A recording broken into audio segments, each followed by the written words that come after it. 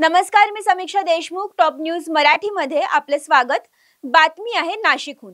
नाशिक ग्रामीण पोलिसांनी इगतपुरीत अवैध क्रेडिट कार्ड रक्कम व कर्ज वसुली करणाऱ्या कॉल सेंटरवर मोठी छापा कारवाई केली आहे.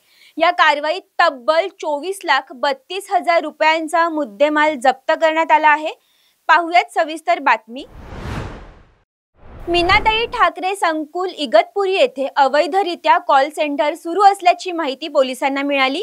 या ठिकाणी बनावट बँक अधिकारी असल्याचं भासवून क्रेडिट कार्ड व गृह कर्जदारांना धमकीचे कॉल केले जात होते. या ठिकाणाहून कॉम्प्युटर, लॅपटॉप, मोबाईल फोन आणि सिम कार्ड मिळून तब्बल 24,32,000 किमतीचा मुद्देमाल जप्त करण्यात आला. या प्रकरणात 2 आरोपींना अटक झाली आहे.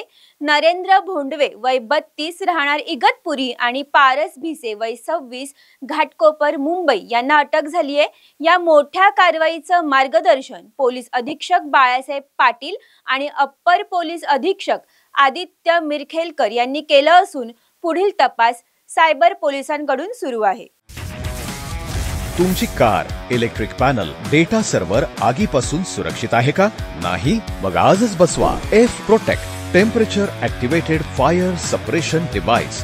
यामध्ये आहे eco friendly non toxic pressurised liquid, जे आग लागल्यास क्षणार्धात ऍक्टिव्हेट होऊन आगीवरती मिळवते नियंत्रण. बसवण्यास अतिशय सोपे आणि सुटसुटीत टेकालिपचे एक दर्जेदार उत्पादन एफ प्रोटेक्ट.